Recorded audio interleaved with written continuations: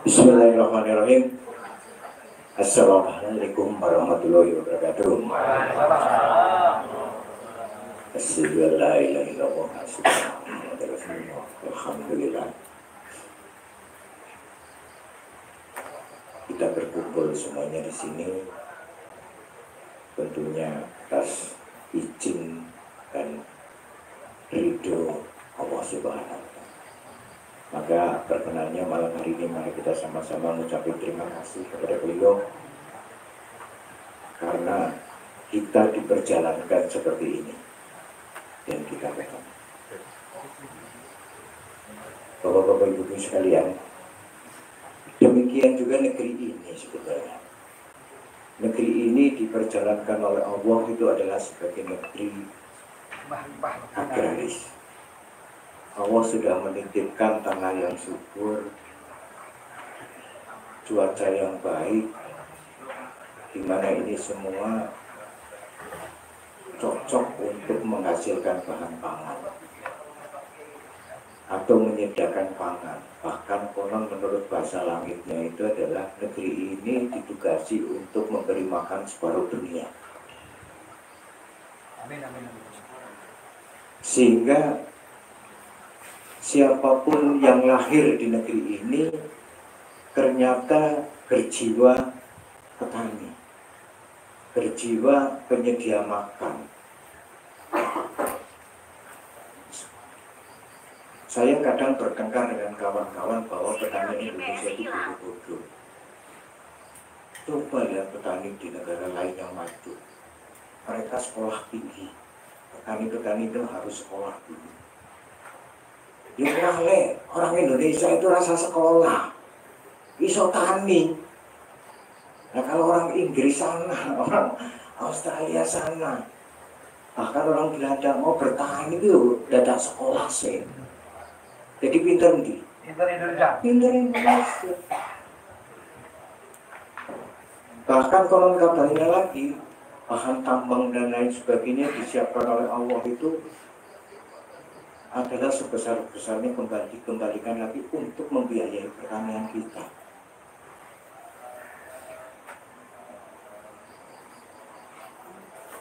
Apakah tugas ini kemudian sudah dijalankan dengan sebaik-baiknya oleh negeri ini? Hukumannya yaitu kita tidak bisa menjalankan tugas itu. Maka tanah semakin tidak subur, ya kan? Petani lama-kelamaan pada pindah. Hukum, ya kan? Apakah kita akhirnya menyadari ini? Tentunya makin hari yang sadar semakin banyak. Bahkan saudara-saudara kita yang meninggalkan tanah air kita sebagai tenaga kerja di luar negeri, ujung-ujungnya yang nyediain mangan bojuragane. Iya nggak? Arab tekan Arab kalau jadi TKI dan lain sebagainya, ya kerjanya di dapur. Jadi marilah kita kemudian dari situasi dan kondisi ini, kemudian kita juga menyadari bahwa kegiatan pertanian kita juga semakin carut-marut. Pemerintah juga semakin giat mendukung kegiatan pertanian, tetapi ada muncul gangguan-gangguan yang menyebabkan ketidakberhasilan. Mau ngomong apa kita sekarang? Apakah pernah dengar kita bahwa padi kita bisa dibudidayakan dan menghasilkan 14 ton per hektar? Pernah dengar? Belum. Loh, masa belum dengar? Pak Budi pernah ada? Ada. Ada. Bukan, di Indonesia. Bahkan kiai yang bikin. Bahkan lebih ekstrim lagi ada yang sampai 18 ton. Kan gitu? Adakah pupuk yang Indonesia ditemukan di Indonesia yang bisa memperbaiki tanah secara cepat? Ada. Kan gitu? Allah itu sudah memberikan apapun yang ada di negeri ini itu untuk kita berbudidaya dengan sebaik-baiknya. Kenapa kita tidak terjadi? Itulah PR kita sehingga Genta Pangan adakan, dihadirkan. Genta Pangan itu adalah bercita-cita, bertujuan untuk mengembalikan marwah Indonesia sebagai negeri agraris pangan. Mengembalikan marwah manusia Indonesia adalah menjadi penyedia pangan separuh dunia. Ya kan, kalau sudah separuh dunia dalam negeri beres. Kan nggak tahu? Bagaimana caranya? Ya ampun. Kan gitu. Begitu ditanya bagaimana caranya? 10 orang berdebat, idenya 10 biji. Bahkan mungkin bisa lebih. Kemudian yang 2 bertengkar. Terus jengkelan, jadi idenya tinggal 9. Begitu 1 diambil idenya, yang 10 pergi, yang 9 pergi. Kan gitu. Jadi, Genta Pangan itu adalah sebuah rumah. Di situ ada pengamat pertaniannya, ahli pertaniannya, ahli pupuk, ahli hama, ahli benih, ahli ini, ahli itu, dan lain sebagainya. Kan gitu. Tempat kita ini bertengkar. Bertengkar untuk apa? Mencari model yang terbaik agar kita bisa menjadi pengurus petani. Mari kita kembalikan, kita bantu petani-petani, peternak, perikan, dan lain sebagainya sebagai pelaku budidaya yang hebat. Bayangkan, yang punya barang, yang membuat barang itu beliau, petani. Untuk mendapatkan bahan bakunya itu angel. Begitu jadi barang, yang menentukan rego itu loh wong liya. Biar lo kan panas banget loh. Negara itu loh sampai ngesubsidi ini, ngesubsidi itu, ngesubsidi ini, nambahin ini, ngajarin ini. Ya petaninya yang masih seperti itu. Sehingga apa? Genta Pangan itu harus mampu melahirkan rekomendasi teknis, mampu menghasilkan pola manajemen untuk mengelola klaster-klaster petani yang ujungnya itu adalah mampu melakukan apapun yang dibutuhkan oleh petani. Kalau perlu kita beli gabah, kita beli gabah.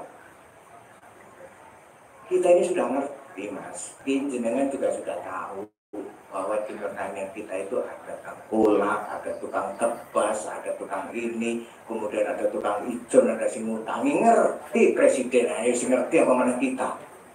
Kan? Sampai Cina lapangan harus melawan mereka, sampai dalam kantongnya dewe.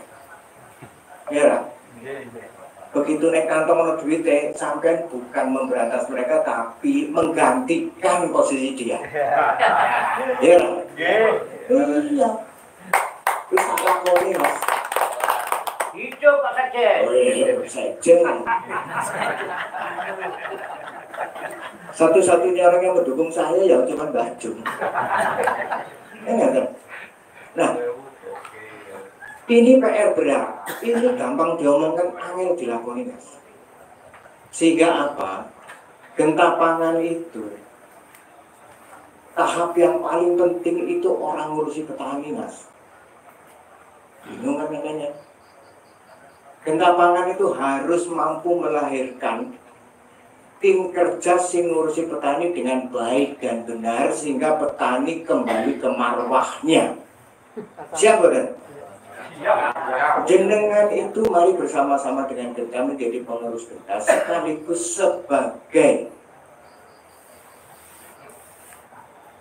kan gitu motivator, ya orang apa ngopiak-ngopiak kan gitu bantu petani, mau ke sampai bantu petani bersama pemerintah. Agen perubahan caranya dia Itu nanti akan saya jelaskan pada sesi berikutnya. Setelah sampai dilantik jadi pengurus dong, enak aja. Ini Kapan? Biarkan. makanya baik-baik sama Pak Sekjen. Kan kayak Mbak Jum udah sama Pak Sekjen, alah cerewet. Kalau sudah lama nggak saya jawab, ngerasani saya lewat, ngerasani di grup. Mana kan Pak? Ya kan seperti karo kangen nih. Nih. Jadi sekali lagi, Gentapangan itu adalah lembaga non pemerintah, tetapi kita dekat dengan pemerintah. Yang paling penting adalah sektornya adalah sektor pangan, di mana pelaku-pelaku di sektor pangan itu harus yang nomor satu, ya kan? Namanya setan, faktor pengganggu itu kan memang untuk membatalkan ketetapan. Ini manusia aja sampai sekarang itu loh, orang gelem aku sebagai putusannya Gusti Allah. Ini malah sampai itu dikenal karo sing jenenge setan daripada malaikat. Sementara malaikat ditugasi untuk mendampingi kita menjalankan hidup ini. Sampai nanti bebek gombel, pocong, kira-kira sudah ngepot, jendruwo, tapi nyepet, gamak lampir, sampai lo kenal banget kan. Sering sampai nak sama temen di dalam itu, oh bebek gombel orang ya wajib berarti sebenarnya lo pocong yang diarahkan kan gitu. Nah, pembiar video kan, tapi sampai lo, ono malaikat tuh ya yang ini. Ono, mau nangkir. Mau sampai kenalin mau kenalin kan, muka nangkir ya kan. Ngaku ngapik, ngaku ngelek, tapi begitu Israel sampai nyebutnya rawani kan gitu. Nah, begitu juga kehidupan ini pasti faktor pembakal pengganggu itu.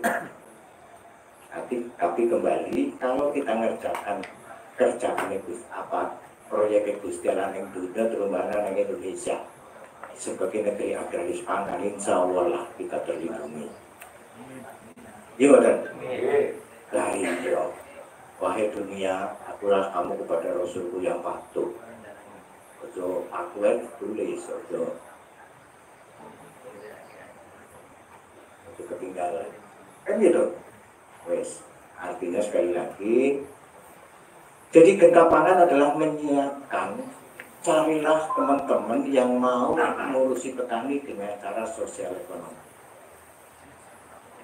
Nggak ada cara lain sampai ngurusi petani kalau sampai orang pupuk gak baik. Sampai nggak mungkin ngurusi petani nggak pupuk gratis, orang mungkin. Sampai kasihlah pupuk yang terbaik dengan harga yang termurah. Ya kan, dampingi dia untuk menyelesaikan problematika pertanian yang ada. Sampai kan ngerti petani nggak kena hama itu mumetin gas dari sikil dari gas kan. Ujung ini ngumet dong ini. Tetapi petani kita saking puyengnya, dia itu pasti tidak pernah melihat tanamannya itu bergejala penyakit. Ngerti-ngerti wis meriang. Ya kan? Kalau sampai punya gejala penyakit, anaknya panas, wadir menekip dulu kan dipijet-pijet, digelonjong hari kan. Tapi kalau anaknya kemudian sudah muntah-muntah, geletak kan sampai orang mungkin pijeti ya. Sampai bawa dari rumah sakit opnam. Kan gitu. Lo sawah sampean itu lo wis kena penyakit terus diletak malah sampean pijeti, dilus-elus kan gitu. Mati Mas gitu. Iya kan? Kalau penyakit, kalau padi itu sudah kena sundel, sudah kena diserang orang mati kukus dan lo wis kena penyakit dari mati netral. Sementara gejalanya itu seminggu yang lalu. Coba kalau penyakitnya itu seminggu yang lalu sudah sampai atasi, beres. Nah, ilmu titen ini yang sudah diwariskan dari bapak kita dulu zaman dulu berbudidaya itu kan sekarang sudah hilang. Apakah sampai masih berani nanam ketika bulan purnama? mesti sampai hindari, karena kalau sampai nanam ketika malamnya bulan purnama, begitu merocot itu pasti kena umbi. Nah, makanya nih mari kita kumpulkan semua, kemudian bagaimana kita semua bisa memberikan atau melahirkan sebuah rekomendasi teknis, termasuk rekomendasi pemberian cara budidaya yang baik. Nah, kemudian yang paling penting sampean bisa mendampingi petani-petani itu untuk melakukan itu. Nah, setelah melakukan itu, dengan secara bersama-sama ambil produk yang telah mereka budidaya ini, kemudian untuk bisa sampai kelola untuk menghasilkan nilai tambah berikutnya. Jangan kasihkan ke orang lain. Kegiatan pertanian budidaya di Indonesia itu adalah kegiatan yang menggunakan sistem pasar bebas yang paling bebas-bebasnya. Paham kan? Iya kan? Lo Indonesia loh, petani kita itu jejeran itu bisa pupuknya beda kok. Cara ngobatinnya beda kok. Benih itu juga beda kan. Sampai nulis kerewangi sekian, begitu ono harga yang lebih tinggi sedikit, dia ambil dijual ke yang lebih tinggi sedikit kok. Gimana? Nah, situasi dan kondisi ini kita tidak bisa menyalahkan beliau-beliau, petani-petani kita. Kan gitu. Sehingga bagaimana jalan keluarnya? Jalan keluarnya mari kita berkumpul. Mari kita berteknologi. Sehingga kegiatan pertanian basisnya adalah wilayah. Basisnya adalah klaster. Ketika kita sudah bicara tentang wilayah, butuh pemangku wilayah. Butuh pengurus wilayah. Jenengan-jenengan semuanya inilah yang nanti jadi pengurusnya. Kegiatan budidaya membutuhkan tukang traktor, kegiatan budidaya membutuhkan tukang tandur, kegiatan budidaya membutuhkan tukang panen, kegiatan budidaya membutuhkan tukang beli gabah. Ya jenengan semuanya lah yang harus bisa mempersiapkan diri menjadi mengisi ruang-ruang itu. Tetapi dengan pola dan perilaku yang berbeda, bukan seperti yang kemarin. Yang selanjutnya, tugas DPW dan DPD adalah ngurusi calon-calon pengurus petani. Karena calon-calon pengurus ini yang tempatnya ada di DPD, tugasnya adalah langsung terjun mempunyai binaan. Jadi pengurus DPD, pengurus DPD nggak usah banyak-banyak, tetapi pembina-pembina, pendamping-pendamping petani yang dimiliki oleh kita jumlahnya harus. Bagaimana tekniknya, bagaimana polanya, bagaimana permodelannya, bagaimana perilakunya, bagaimana cara ngawasinya, dan lain sebagainya. Genta alhamdulillah sudah mempunyai pegangannya. Dan itu nanti akan kita berikan pada saat Bimtek. Dan ini hanya diberikan kepada pengurus Genta yang sah. Jenengan pengurus Genta belum? Bukan. Belum. Ya, mohon maaf, jadi tidak saya sampaikan malam ini. Ngomong kiwi ngomong karepe kiwi. Jadi gambaran umumnya begitu. Gambaran umumnya gitu. Genta pangan adalah rumah kita semua, di mana rumah kita kadang bertengkar, kadang bergaul dengan baik, tetapi ujungnya begitu kita keluar dari genta pangan untuk mendampingi petani, itu harus sudah satu kata, satu suara. Sehingga terjadi rangkaian kegiatan ekonomi, rangkaian kegiatan ekonomi yang saling mensukseskan dan saling melindungi. Ini kan, kalau petani binaan kita satu, katakanlah yang mungkin bapak-bapak sudah dengar, kalau 100 hektar sawah dengan satu rasmi kapasitas 2 ton atau kemudian 2.500 dengan rasmi kapasitas 6 ton, kan berarti ada 2.500 hektar yang harus ditraktor kan? Berarti kita kan tinggal pilih tukang traktor ya, siapa sih gelem dari tukang traktor, siapa sih gelem dari bosnya traktor? Paling modalnya apa? Traktor. traktor yang jalur karo palupan ini dikei loh, ini menteri apa depan komentar aja menyediakan traktor setahun itu ya mungkin hampir 100.000 ya Pak. Ya kan ngasih kurang ngasih bingung nggak gini karo sopo, ya kan? Padahal Kementan juga ini dikelola, iya makanya dikasihkan ke kelompok biar terkelola. Nyatanya 2-3 putaran bu apa? Traktor rusak, begitu rusak kediren nggak dimeneri. Kan gitu. Iya, urut kepada menang karpet dewek. Nah, artinya apa? Kita juga bangun negara, dikasih traktor dikelola, dikasih ngesuk, apalagi program Pak Menteri yang besok itu menyediakan 1 juta pompa loh, sampai ya gitu loh, ngurusi tukang dari tukang pompa, ngurusi banyu. Rusak sampai dandanin ongkos meter biro 1.000, kan gitu. Kalau yang lain-lain kemarin daripada tanamannya mati. Saya pernah menyaksikan satu kelompok sawah yang tengah, kan gitu. Terus sing obyek golek pompa kena kering, sing obyek golek pompa sing tengah kan. Sing neng pinggir ini loh. Sing kelewatan loh, santai banget loh. Sementara bagiannya dikocor ke situ biar sampai ke awalnya kita. Loh, ujungnya gini loh. Terus orang gelem-gelem nyewa, ngotong-ngotong orang gelem, nunggu nih pompa moni dia gelem. Karena apa? Ini yang pasar bebas. Maka dari itu besok, ya kan, kita nggak usah 100% sawah di Indonesia kita urusi. Yang kita urusi adalah klaster-klaster petani-petani yang mau kita urusi. Ya kan? Yang mau aja.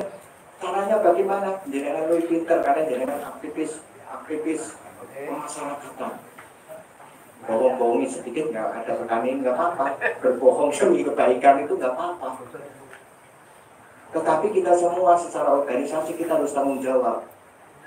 Kita bina petani, kita beli gabahnya kemudian digiling sama saudara kita, menghasilkan keuntungan nanti terdistribusi dengan baik kepada siapapun yang bekerja kepada di urusan ini. Dan ini ingat, kita akan menerapkan yang namanya closed system dan share capital. Artinya duit siji iso tinggal buat tukang kayu, iso buat tukang tandur, iso buat petani, iso buat tukang sampai ke rice mill. Sudah kita desain bahwa untuk ngurusi petani 1.000 itu kita cukup mendirikan 1 rice mill kapasitas 2 plus modal kerja. Itu 1.000 sudah dari mana duit yang balik modal kerja rice. Kalau sekarang gabah sampai di depan saya bayar. Kan memang sehingga akhirnya muncullah tengkulak yang dipercaya. Padahal tengkulak ujungnya mana? Duitnya dari Indonesia. Tengkulaknya kan petani. Jadi padahal apa? Mungkin dapat itulah menitan. Duitnya harus dua. Tengkulaknya harus bayar. Kerapnya ya kudu dibayar, anjirnya kudu dibayar. Padahal kalau cuma duitnya besar, modal sampai pun jadi terpulang. Nanti kamu beli gabah ya, nanti di dalam satu kita tolak bilang duit dari mana? Nanti mana? Orang ngerti bos mutu 2 wes, nah terus petaninya sampai bina juga. Ini bukan nopo-nopo mungkin menjang seperti itu pakai minggu. Sementara petaninya dipotong lagi biaya traktor sama ini ya mas, biaya nabur sama ini, biaya coba obat sama ini, biaya panen sama ini sampai tak kayak sisanya kok ya, sisanya pintar. Terus libur setengah, terus dari pilih terus libur setengah. Orang perlu ditune. Sampai kan karena masih angkatan sebelum 2000 kan masih senangan dik kan gitu ya kan sama seperti saya akhirnya semua nakalnya kita dengan ketakutan awal sono saya tahu persis dari kecil yang audit ya iya ya kan? Ngapusi ya, cipta kondisi ya, ya kan ya, ya kan? Terus itu, oh ya ini hadir juga itu Pak Butak dari Jawa Barat. Kebetulan dia sahabat saya, jadi tahu saya ada di sini, dia menjaga saya.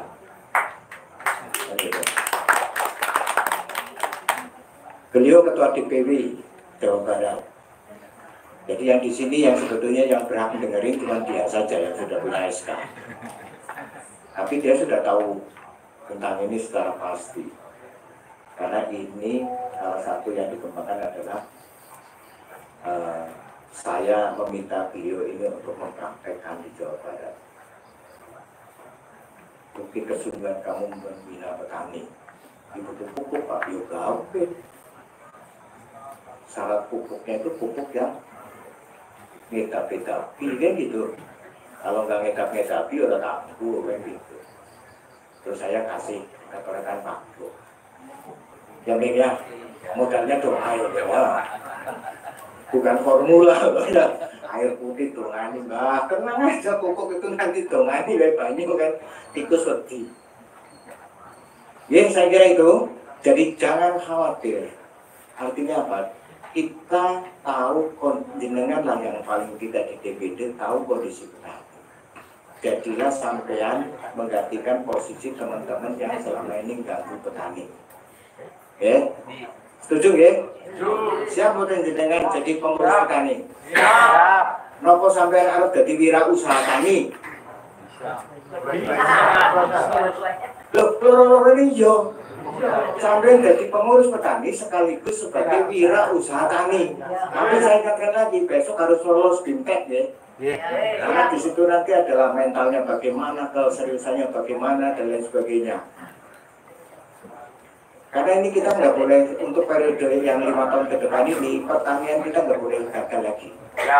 Ya, kita harus membantu Pak Prabowo Subianto dan Pak Amran Sulaiman setelah mendekatkan pertanian kali ini harus sukses. Ya. Ini semuanya masalah yang Pak Prabowo diturunkan semuanya. Pak Lutfan sama Pak Amran itu juga sudah diperintahkan, oh joreng kantor terus, sering-sering ke lapangan kan gimana? Iya. Dikira doang saya di kantor, walaupun banyak keluhan juga dari eselon 2 kan satu, wah aku soket gitu, saya kurangin kan gitu. Nah kita yang selama ini menyalurkan, mendengar dan sebagai penyambung lidah suara petani, sekarang gantian terima itu kepada sampean yang akan tanggung jawab. Genta tidak akan lagi mendengar dan kemudian menyampaikan apa yang didengar ke pemerintah. Keluhan petani cukup sampai di pengurus Genta dan Genta harus menyelesaikan. Ya, Genta harus menyelesaikan. Ada pengurus DPD. Pengurus DPD harus ada yang ahli pertanian, peternakan ini. Semua pengurus DPD juga punya penasihat ahli, penasihat spiritual juga. DPD juga sama, DPP sama. Masa nggak selesai? Kalau urusan selesai di DPD maksimal sampai di DPW, itu yang saya inginkan, itu yang saya harapkan. Jadi aku suara keseringan tahu-tahuan WWN, aku tuh dari tanggal 22 itu aslinya udah cuti. Nah malah dari tanggal 22 sampai hari ini saya harus menghadiri 5 tempat. Untung bojoku ayu. Pengertian, mudah-mudahan dengar. Karena terakhir malam ini tuh terus terang gara-garanya itu Pak Eko. Pak Eko cerita sama saya, katanya ngobrol tentang pertanian, ayo, kira teman saya. Begitu saya cerita iseng-iseng, aku liburan itu tak iseng ngobrol sama teman-teman Jawa Tengah, ketua dengar. Mau di mana? Kayak Paukan Jopak. Wih, enak juga tuh. 2 hari kemudian malah telepon. Mas, aku melu lah tanya Paukan Jopak itu gue. Iya. Saya punya Paukan Jopak. Harus benar begitu. Ada berlanjut ruwet itu, sudah sampai sekarang. Ya, tapi nggak apa-apa. Saya mau sampaikan juga permintaan maaf. Mas Budiman melalui Pak Jerry langsung ke saya untuk sampaikan minta maaf karena kalau Pak Budimannya akhir tahun ini tidak boleh jauh dari panggilan 2 jam. Kalau ada panggilan dari Pak Presiden 2 jam harus sudah nyampe, termasuk juga tokoh-tokoh pejabat yang lain. Di tahun ini harus standby karena saya tidak tahu, tapi pasti tentu berkaitan negeri ini. Oke, tolong dimaafkan. Jadi cukuplah sampean hari ini ketemu saya, tapi saya pastikan bahwa suatu saat nanti pasti akan ketemu beliau. Bahkan kita sedang merencanakan di pertengahan atau menjelang akhir Januari, kita akan melakukan deklarasi. Dan kalau sudah ada deklarasi dan pengukuhan pemberian SK langsung akan dilakukan oleh beliau. Saya kira pengantar saya itu dulu. Kalau tadi nanti kalau memang sambil nunggu tahun baru kita mau berbunjuk rasa, yang mari kita selesaikan secara adat. Dan kemudian saya juga perlu umumkan bahwa terhitung tanggal 22 Desember 2024 sebelum saya cuti, saya sudah siapkan satu surat penetapan 3 orang di Jawa Tengah untuk mempersiapkan kepengurusan lengkap, dan beliau hanya diberi waktu paling lama 1 bulan untuk bisa mengajukan nama-nama dipisahkan dan diterbitkan SK-nya. 3 orang tersebut adalah 1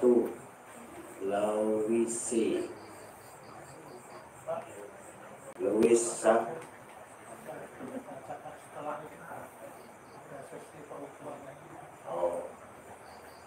Oke, jadi ada 3 orang nanti akan dibacakan secara lengkap, termasuk tolong dibacakan. Tapi nama saya tidak ada ya, terus harus dibacakan supaya ada mas. Saya kan malu. Oke, saya kira itu ya. Sekali lagi saya mohon maaf. Saya hanya bisa memberikan semangat kepada jenengan. Mari kita mengabdi ilmu pengetahuan jenengan yang sudah diketahui tentang problematika budidaya atau problematika pertanian, jenengan ungkap semua, diskusikan dan diselesaikan alternatifnya. Dan kemudian setelah itu selesai, jenengan akan melakukan implementasi di mana. Jadikan itu adalah proyek-proyek DPD jenengan semua. Masukan juga di situ adalah MKPL-nya atau kebutuhan manusia dan kegiatannya apa saja, kemudian alat-alatannya atau kebutuhan dengan apa, kemudian potensinya apa, dan sebagainya adalah.